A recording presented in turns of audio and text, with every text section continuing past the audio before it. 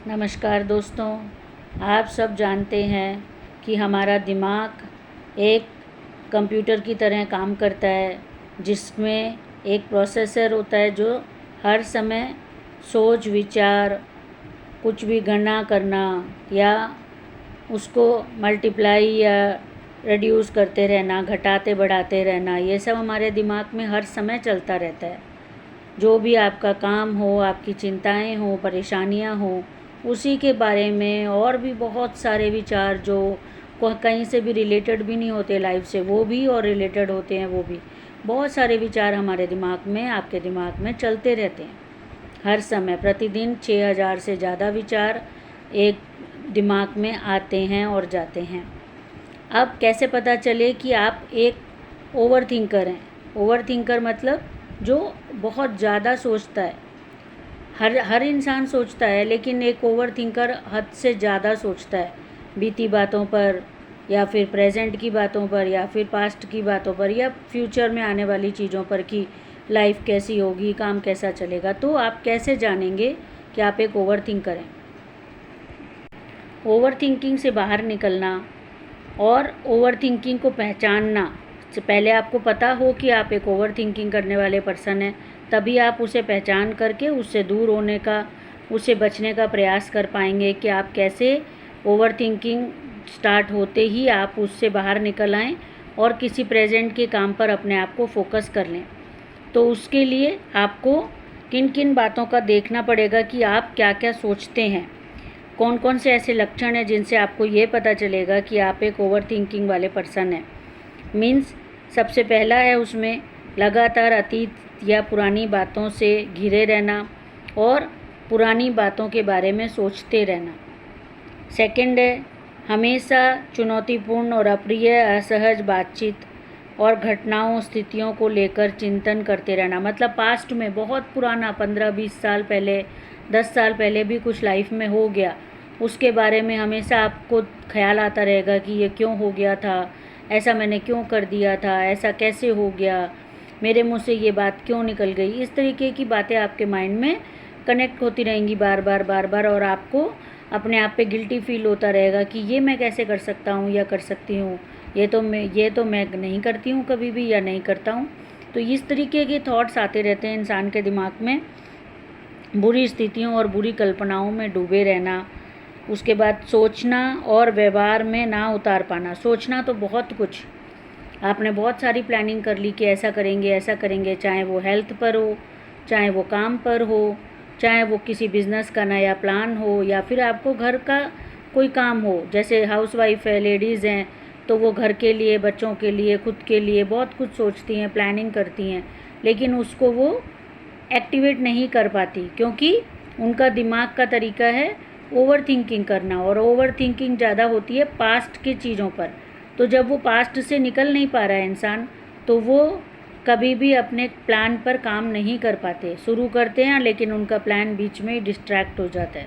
क्यों? क्योंकि वो तो कहीं ना कहीं फिर से पास्ट की थॉट्स में चले गए और उनका थॉट प्रोसेस उन्हें प्रेजेंट में रहने से रोक देता है और वो उस काम को छोड़कर किसी और काम पे लग जाते हैं क्योंकि दिमाग ने कुछ और सिग्नल दे दिया। और अब वो हमेशा चिंता में डूबे रहते हैं, हमेशा एकदम परेशान, हैरान, और अपने आप को नॉर्मल दिखाने की कोशिश भी करेंगे तो भी वो परेशान अंदर से होते रहते हैं और उसका इफ़ेक्ट उनके बॉडी पर और माइंड पर भी आता है, जिससे उनके अंदर लॉस ऑफ मेमोरी और उनके अंदर हार्ट प्रॉब्लम या हाइपरटेंशन की प्रॉब्लम और हार्ट बीट तेज़ होना या फिर हार्ट बीट कम होना और सांस फूले हुए रहना, ये प्रॉब्लम्स आप उनके अंदर या खुद के अंदर आप देख सकते हैं अगर आप चेक कर पाएँ कि आप एक ओवर थिंकिंग पर्सन हैं। और इसके बाद आता है ओवर थिंकिंग से क्या क्या आपकी बॉडी पर इफ़ेक्ट आता है। ये जो मैंने बताया ये वाले इफ़ेक्ट, इसके साथ साथ आपके अंदर ओवर थिंकिंग से एक तो बॉडी में फ़ैट ज़्यादा होना शुरू हो जाता है क्योंकि ओवर थिंकिंग करने वाले पर्सन एक्टिविटी कम कर पाते हैं, सोचते ज़्यादा रहते हैं, जिसकी वजह से वो बहुत ज़्यादा देर तक बैठे या लेटे रह जाते हैं और उनका दिमाग अपने ही कामों में लगा हुआ है, जिसकी वजह से वो एक्टिव कम हो जाते हैं। ये उन्हें पता नहीं चल पाता क्योंकि ज़रूरी काम तो वो जैसे तैसे पूरा कर लेते हैं, लेकिन जो एक्टिविटी वाले काम उन्हें करने हैं, जो खुद से करने हैं अपनी हेल्थ के लिए, चाहे वो अपने परिवार के लिए, खुद के लिए, जो भी काम है वो कम हो जाते हैं। तो उसमें सिर दर्द, एकाग्रता में कमी, फोकस और कंसंट्रेशन में कमी आ जाती है, अनिद्रा, नींद कम आने लगती है, भूख कम हो जाती है या फिर भूख बढ़ जाती है। या तो ओवर थिंकिंग करने वाले पर्सन हमेशा कुछ ना कुछ खाते रहेंगे, जैसे उन्हें हर समय कुछ ना कुछ खाने के लिए चाहिए, क्योंकि दिमाग इतना थक जाता है उनका सोचते सोचते, तो जिसकी वजह से उन्हें कुछ ना कुछ खाने या पीने के लिए, और स्पेशली कुछ जूस या ऐसा मीठा कुछ चाहिए होता है जिससे उन्हें बहुत एनर्जी की ज़रूरत पड़ती है। तो उन्हें कुछ मीठा खाना या फिर कुछ उन्हें जूस चाहिए होता है, जिसमें बहुत जूसेस आपको पता ही है, जो रेडीमेड जूसेस होते हैं बहुत मीठे होते हैं। तो उन्हें इस तरीके की एनर्जी चाहिए होती है, जो इंस्टेंट एनर्जी, जिससे कि उनकी जो दिमाग से इतनी ज़्यादा थकान हो गई है वो थकान एकदम से उनकी हट जाए और उन्हें थोड़ी बॉडी में एक्टिविटी महसूस हो, क्योंकि वो चल फिर नहीं रहे हैं, चलने वाले काम नहीं कर रहे हैं, सिर्फ बैठे रह रहे हैं, सोचते रह रहे हैं, जिसकी वजह से उनकी मेंटल थकान बहुत ज़्यादा हो जाती है। तो उन्हें इंस्टेंट एनर्जी की ज़रूरत पड़ती है, जिसमें कुछ मीठा या चॉकलेट या फिर केक या फिर जो आइसक्रीम वगैरह जिसमें क्रीम ज़्यादा होती हैं, ऐसा फूड उन्हें बहुत पसंद आता है, क्योंकि उन्हें एकदम से फटाफट से एनर्जी चाहिए, क्योंकि दिमाग इतना ज़्यादा थक गया है, एग्जॉस्ट हो चुका है वो। तो ये सारे ओवर थिंकिंग के इफ़ेक्ट्स होते हैं। अब ये है कि ओवर थिंकिंग से आप बचें कैसे। ओवर थिंकिंग से बचने के लिए आपको उसको हैंडल करना बहुत ज़रूरी है। तो डॉक्टर समीर पारेख कुछ आसान से उपाय बताते हैं, जैसे कि काम ज़्यादा करें, सोचें कम। आप ऐसे कामों को पकड़ें जिनमें आपको सोचने के लिए वक्त न मिले। उससे क्या होगा कि आपके ओवर थिंकिंग प्रोसेस को अपने आप एक लगाम लग जाएगी, एक रुकावट आ जाएगी कि वो सोच ही नहीं पाएगा, क्योंकि आपको काम करने पड़ रहे हैं। काम करने में आपको सोचने के लिए वक्त ही नहीं है, तो आप काम करते रहेंगे और आपका दिमाग को आराम मिलेगा। और दूसरा स्टेप होगा कि आप अपने मानसिक और शारीरिक व्यवस्था को बढ़ाएं। व्यवस्था नहीं, व्यस्तता को बढ़ाएं। व्यस्तता मीन्स अपने आप को बिज़ी कीजिए, खाली मत बैठे रहिए। जैसे ही आप खाली बैठकर आपका कुछ सोच में जाएं, आप तुरंत उसको ब्रेक करके कोई काम शुरू कर दीजिए।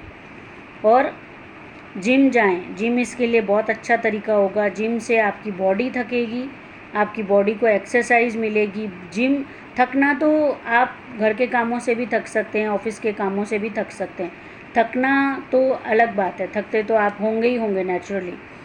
और आपको एक्सरसाइज की, ओवर थिंकिंग पर्सन को बहुत ज़्यादा, सभी को एक्सरसाइज की ज़रूरत है, पर ओवर थिंक करने वालों को बहुत ज़्यादा एक्सरसाइज की ज़रूरत होती है, क्योंकि सारी उनकी नर्वस सिस्टम बिल्कुल स्लो पड़ जाता है और सिर्फ दिमाग ही उनका एकदम हाइपर एक्टिव रहता है, जो बहुत ज़्यादा सोच रहा है, जिसकी वजह से सारी नसें, सारा नर्वस सिस्टम उनका, बोन सिस्टम उनका, सारे ऑर्गन्स उनके एकदम स्लो पड़ते चले जाते हैं, जिससे उनकी पूरी फिज़िकल और मेंटल हेल्थ के ऊपर इफ़ेक्ट आता है, जो उन्हें सालों साल पता नहीं चलता, और एक न एक बीमारी के रूप में उनके ऊपर वो दिखाई देता है, चाहे वो लेटर ऑन हार्ट प्रॉब्लम हो या फिर उनको इंटेस्टाइन या पेट की कोई प्रॉब्लम हो।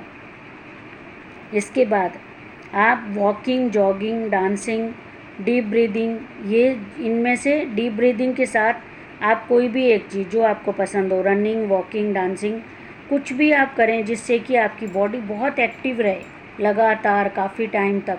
जैसे आप 2-3 गानों पे एक साथ डांस कीजिए, कि एक के बाद एक आप 2-3 गानों पे डांस कीजिए, तो काफ़ी देर तक आपका बॉडी वर्किंग में आएगी, जिससे आपके दिमाग को रेस्ट मिलेगा और आपकी बॉडी की जो सारी नर्वस सिस्टम है, सारी टिश्यूज़ हैं, सारे आपके ऑर्गन्स हैं, सब एकदम वर्किंग में आ जाएंगे, फास्ट वर्किंग में। तो जो एकदम जर्क आ गया उनके अंदर, जो बैठे ही रह गए हैं, वो टूटेगा और एक रिदम उनके अंदर आएगा कि काम कर रहे हैं वो, और उनकी जो जेल होता है हमारे बोन्स में, वो पूरा सर्कुलेट होगा आपके पूरे जॉइंट्स के अंदर। एक ही जगह बैठे रहने से वो स्टिफ हो जाता है और धीरे धीरे वो सूखना शुरू कर देता है और जॉइंट्स प्रॉब्लम आ जाती हैं, कुछ ही सालों में जॉइंट प्रॉब्लम आ जाती हैं। और थर्ड आप जो कर सकते हैं वो है कि खुद पर डाउट मत कीजिए, लगातार आपको जो बता रहे हैं वो सब कीजिए। आपको बहुत जल्दी अपनी ओवर थिंकिंग और आपको ओवरथिंकिंग वजह से जो भी प्रॉब्लम्स आपको आ रही हैं उन सब पर आपको कंट्रोल आ जाएगा और आप बिल्कुल एकदम बहुत अच्छी तरीके से आप अपने कामों को कर पाएंगे। और एक सूची तैयार कीजिए जो भी बातें आपको परेशान कर रही हैं, और जिन बातों को आप बार बार आपके दिमाग में आती हैं तो उनको सोचते मत रहिए, उनको साथ के साथ आप लिख दीजिए जो भी बातें आपके दिमाग में आ रही हैं। और जो बुरी बातें हैं उसमें से, जो पुरानी बुरी बातें हैं जिनके ऊपर गिल्ट आ रहा है, जिनके ऊपर आपको अफसोस हो रहा है, उनको आप एक अलग कागज़ पे लिखिए। और जो अच्छी बातें आ रही हैं, जो आप काम करना चाहते हैं, कोई प्लानिंग करना चाहते हैं, आप कोई प्लानिंग कर रहे हैं किसी काम की, किसी चीज़ की, चाहे वो बच्चों के लिए हो, खुद के लिए हो, फैमिली के लिए हो, तो आप उन चीज़ों को अलग कागज़ पे लिखिए। और जो आप बुरी चीज़ें को सोच रहे हैं, रिग्रेट को सोच रहे हैं, डिप्रेशन को सोच रहे हैं, उनको आप एक अलग कागज़ पे लिखिए और उनको जला दीजिए। हर बार आप जब भी बैठ के सोचना शुरू कर दें, आप जो जो बातें आती जा रही हैं उनको लिखते जाइए। एक कागज़ के 2 हिस्से कीजिए, एक में गुड एंड एक में बैड चीज़ों को लिखिए, और बैड वाली चीज़ों को तुरंत आप उस कागज़ को जला दीजिए, और गुड वाली चीज़ों को आप डेली का कलेक्ट करते जाइए। ये आपके लिए एक बहुत इम्पॉर्टेंट एक्टिविटी होगी जिसका रिज़ल्ट आपको बहुत अच्छा आएगा। आप डेली का कलेक्ट करते जाइए गुड वाली चीज़ों को, और जब लगातार 30 से 40 दिन तक आपकी जो चीज़ें कंटिन्यूटी में आ रही हैं आपके माइंड में, आप उनको एक बार फिर से 40 दिन के बाद एक कागज़ पर लिखिए, और उसमें से जो सबसे ज़्यादा ज़रूरी आपको लग रहा है, एक ही काम चूज़ कीजिए जो सबसे ज़्यादा ज़रूरी आपको लग रहा है, उस पर आप काम शुरू कीजिए। जो मान लीजिए कि 10 काम ऐसे आए जो 40 दिन तक आपने रोज़ सोचे। आप जब भी सोचने बैठे जो अच्छे कामों में से था, जो कोई प्लानिंग या कोई काम थे जो आप करना चाह रहे थे, चाहे वो घर की साफ़ सफाई ही हो अगर आप एक महिला हैं, चाहे वो ऑफिस के आपके पड़े हुए पेंडिंग काम ही क्यों ना हो कि हाँ 5 फाइल हैं जो पेंडिंग पड़ी हैं 5 महीनों से, उन पर काम करूँगा, ऐसा आपके मन में थॉट आ रहा है। या आप फीमेल भी हैं, ऑफिस जाती हैं और आप उन 5 फाइल के बारे में सोच रही हैं, तब भी आप अगर वो कंटिन्यू में बार बार वही बात आ रही है, और आपको जो अब आपकी मान लीजिए कि 10 चीज़ें ऐसे आ गई जो बार बार रोज़ आ रही थी, आपने उनको लिख लिया, चूज़ कर लिया कि ये 10 हैं जो बार बार आई हैं। अब उन 10 में से आपको सबसे इम्पॉर्टेंट क्या लगता है? अगर आपको लगता है कि ये 5 फाइल वाला काम सबसे ज़रूरी है, मतलब नंबर 1 पे है, ज़रूरी चाहे सारे ही हों, नंबर 1 पे ये सबसे ज़रूरी है, तो उसको पहले पूरा कीजिए। आपको लगता है कि उसके बाद सेकंड में कोई और काम आ रहा है जो ज़रूरी है, तो उसको फिर सेकंड पे पूरा कीजिए। और इस तरीके से आप अपने एक एक काम को पूरा करते चले जाइए, जो भी आपकी लिस्ट बनी है, तैयार हुई है। और जो बुरी वाली लिस्ट है वो हर दिन जला दीजिए, ज़रूरी से हर दिन जला दीजिए। जो भी बुरे थॉट आपके आते हैं, मान लीजिए कि आप अब ओवर थिंकिंग को ब्रेक करने के प्रोसेस पे चल रहे हैं, जो भी हम तरीके बता रहे हैं आप उन पर चल रहे हैं, तो ज़्यादा देर आप नहीं बैठते, तो जितनी देर बैठते हैं उतनी देर में मान लीजिए कि 4 बुरी बातें आपके दिमाग में बस शुरू हुई, आप उनको चेंज कर रहे हैं। शुरू हुई तो आप उनको लिखिए, 2 लाइन लिखिए आप उसके बारे में, क्योंकि बात तो आपको पूरी पता ही है, आप पहले बहुत सालों से सोचते आ रहे हैं, तो बात आपको पूरी मालूम है, क्योंकि वो घटना पास्ट की है तो आपको पूरी पता है। आप उसकी 2 लाइन लिख दीजिए। उसके बाद फिर कोई और बात जो दिमाग में आई उसकी भी आप लिख दीजिए 2 लाइन। फिर कोई बात दिमाग में आई उसकी लिख दीजिए। ज़रूरी नहीं है कि आप सोचें कि ये तो एक ही पल के लिए थॉट आया था तो मुझे नहीं लिखना है, नहीं, आपको तो वो बात पता है, आप उसको लिखिए और उसे जला दीजिए। पूरी की पूरी कहानी पुरानी लिखने की ज़रूरत नहीं है, 2 लाइन 3 लाइन काफ़ी है। और धीरे धीरे वो बातें आपके दिमाग से डिलीट होना शुरू हो जाएंगी, और दिमाग से डिलीट होने के बाद आपके मेमोरी से डिलीट होना शुरू हो जाएंगी, और आपके अंतर्मन को एकदम साफ़ कर देंगी, वो हट जाएंगी वहाँ से पूरी तरीके से। यकीन जानिए, आप इन तरीक़ों को कीजिए। आप ये डॉक्टर्स, बड़े बड़े साइकोलॉजिस्ट और समीर पारेख डॉक्टर हैं, उनकी बताई हुई, और उन जैसे और बहुत सारे डॉक्टर्स भी, आप अगर किसी डॉक्टर के पास जाते हैं तो महीनों तक जब आप उनके पास जाएंगे, काउंसलिंग करवाएंगे, तब आपको ये बातें पता चलेंगी। आपको हम एक जगह पर आपको सारी बातें बता रहे हैं, एक ही 15 मिनट के वीडियो में। तो इनको आप फॉलो करें और अपने लाइफ के अमूल्य टाइम को बचाइए। स्वस्थ रहिए, खुश रहिए। धन्यवाद।